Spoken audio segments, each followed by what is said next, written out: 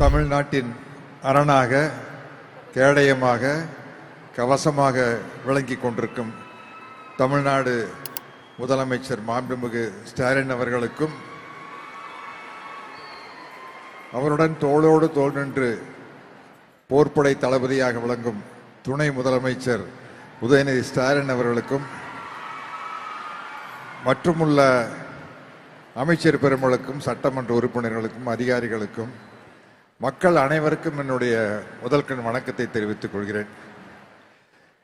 இவங்களுடைய சாதனை எல்லாம் பார்க்கல ரொம்ப எனக்கு வியப்பா இருக்குது. நான் உங்களுக்கு முன்னாடி நிற்கும் போது கொஞ்சம் உயரமா இருக்கிறதுனால உயரமா தெரியுறேன். இல்லாட்டி உங்களுடைய சாதனைக்கு முன்னாடி நான் இவ்வளவுதான். இவ்வளவு பெரிய வெற்றி, உங்களுடைய வாழ்க்கை பிரச்சனைகள் எல்லாம் சொல்லும் போது எனக்கே ரொம்ப வியப்பா இருக்குது, அதிசயமா இருக்குது.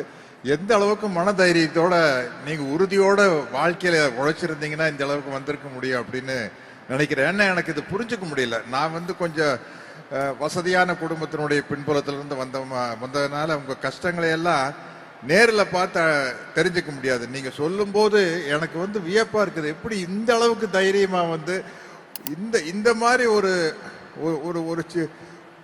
ஒரு வறுமையின் பிடியில் இருக்கிற ஒரு குடும்பத்துல நான் இருந்திருந்தேன்னா இப்படி என்னால வந்திருக்க முடியுமான்னு என்னால தெரியல. அது இந்த கண்கொள்ளா காட்சியை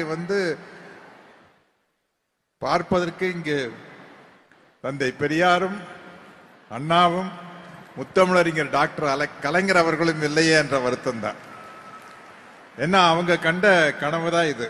உங்களுக்கு தெரியாது, இது இதனுடைய திராவிட மாடல் அரசு, திராவிட சித்தாந்தத்துக்கும் உங்களுக்கு எல்லாத்துக்கும் கடவுள் நம்பிக்கை இருக்கும், அது தனி விஷயம். ஆனா உங்களுடைய முன்னேற்றம் என்பது இந்த திராவிட சித்தாந்தத்திலிருந்து தான் ஆரம்பிக்குது. அது 100 வருஷத்துக்கு முன்னாடி நீதி கட்சி காலத்திலிருந்து ஆரம்பிச்ச விஷயம்.